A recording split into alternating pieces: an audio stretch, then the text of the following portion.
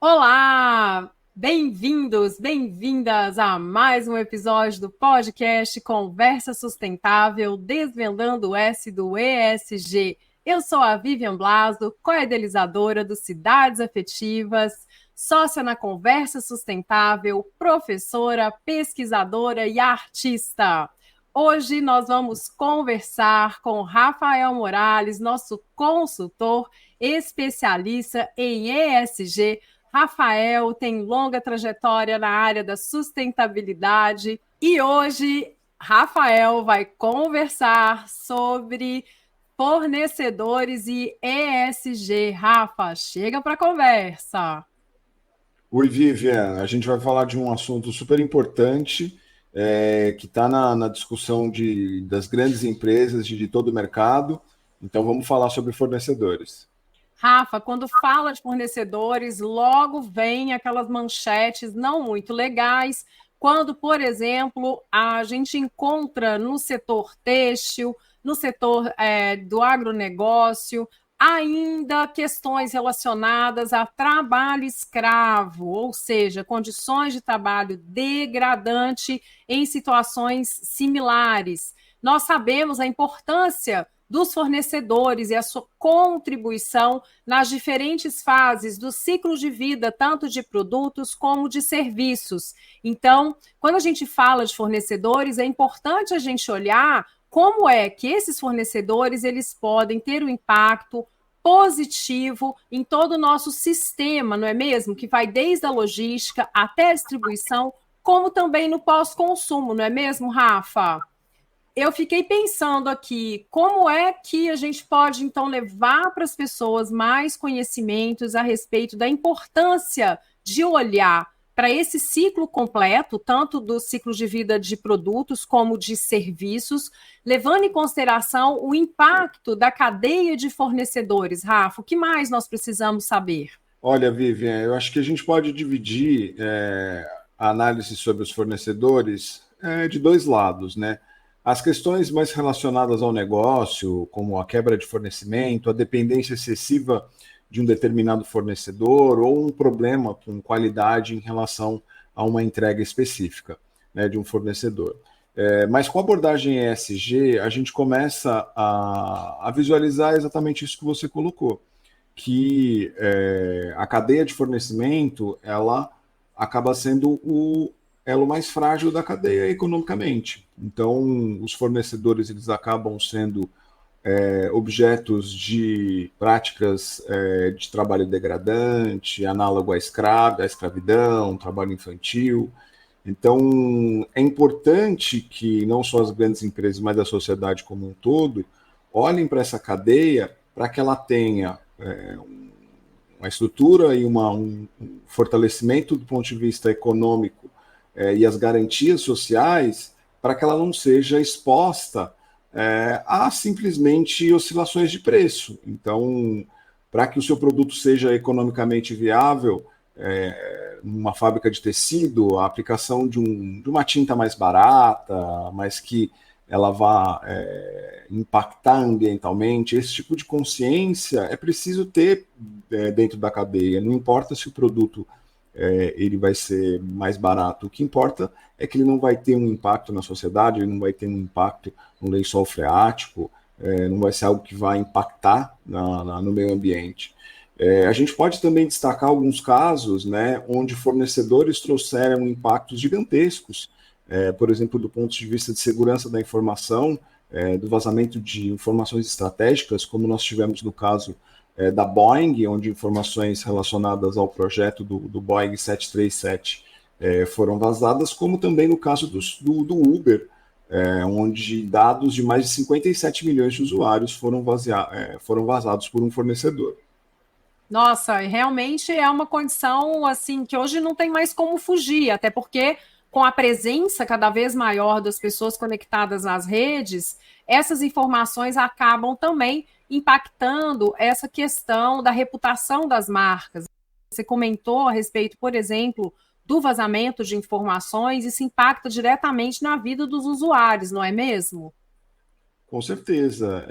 Como você colocou, com as redes sociais e a sociedade hoje cada vez, né, com a informação na palma da mão, com as redes sociais e os celulares, os danos que um problema de reputação, o que eles podem trazer para uma marca é muito grande, porque a disseminação hoje ela é instantânea e um eventual problema de uma questão relacionada à cadeia de fornecimento, ela está diretamente ligada à empresa. A empresa é corresponsável pela sua cadeia de fornecimento. Então, isso é um ponto super importante que os consumidores já perceberam, né? Rafa, e aí tem um outro assunto também que é muito importante, porque às vezes a gente fala de impacto na cadeia de fornecedores, a gente pensa no impacto de uma empresa grande, mas a gente não pode perder de vista também como que fica a capilaridade da atuação dos fornecedores, como eles afetam as pequenas e médias empresas também.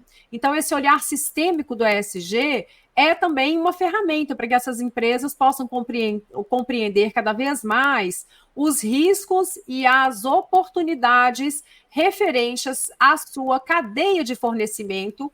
E eu acho que o grande desafio hoje é trabalhar de uma forma sistêmica e integrada. Então, Rafa, a gente chega aqui no cerne de um conceito que vem sendo muito falado hoje em dia, que é o capitalismo de stakeholders, ou seja, é um conceito que coloca cada vez mais luz nestes processos que estão envolvendo não só a maximização dos lucros das empresas, mas também de considerar as necessidades dos públicos e o interesse desses públicos envolvidos em todo o seu ciclo de vida, tanto de produtos como de serviços. Não é mais só o foco do acionista como um modelo convencional, como víamos até o século XX. Então, Rafa, o que mais nós precisamos saber sobre o contexto de fornecedores e sua cadeia?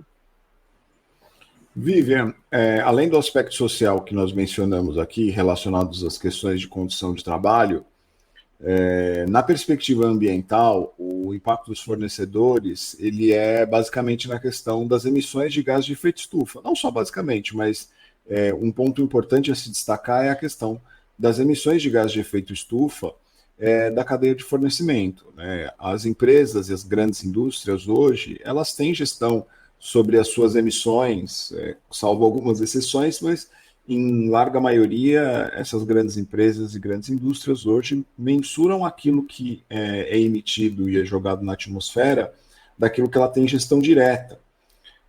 Agora, em relação à distribuição e logística realizada por fornecedores, essas mensurações hoje elas são praticamente muito baixas ou quase nulas. Então, existe aí uma oportunidade também no sentido de que os fornecedores sejam, as práticas ESG cheguem a eles, né, esses pequenos fornecedores e médios fornecedores, para que haja mais gestão, haja mais controle e para que eles possam, de fato, também trabalhar os aspectos ESG, né?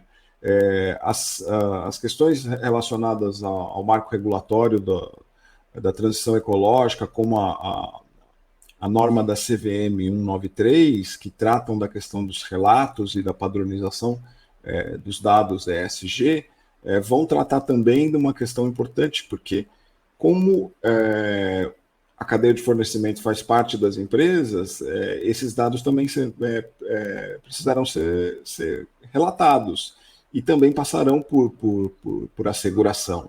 Então, é um caminho sem volta. Os fornecedores vão precisar entrar na agenda ESG e, consequentemente, se comprometer com as metas de redução que o governo federal e que as grandes empresas estão assumindo. A cadeia de fornecimento vai ter a sua parcela relativa sobre essas emissões. Então, é super importante que elas já comecem a se estruturar, porque essa agenda vai chegar para eles também.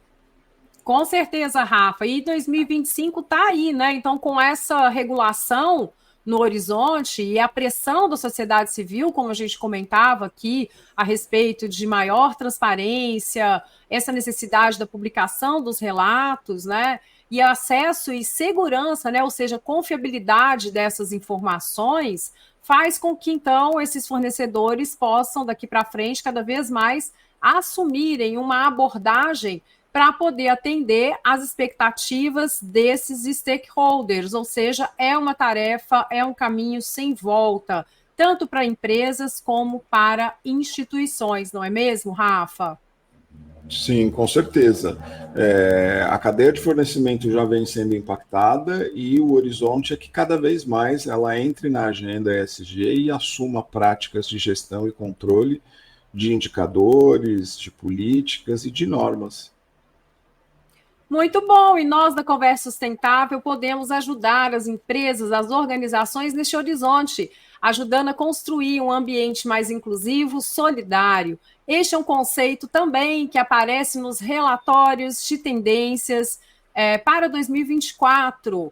Então, trabalhar e agir com propósito, esse é um modelo que vem ganhando cada vez mais força do setor, dentro de diversos setores da sociedade. E as empresas, então, precisarão se adequar a essa realidade. Nós, da Conversa Sustentável, já trabalhamos com essa abordagem sistêmica que propõe aos clientes desde pesquisas, consideramos o capitalismo de stakeholders como um caminho sem volta para as empresas. Nós, da Conversa Sustentável, temos 15 anos de experiência no mercado. E hoje nós temos também a nossa causa, que é o Cidades Afetivas, um observatório de práticas sustentáveis e regenerativas. O nosso propósito é inspirar as pessoas, as organizações, a redesenharem suas comunidades de forma colaborativa, tornando-as mais generosas e regenerativas. O fato de sermos interdependentes, seres humanos, natureza,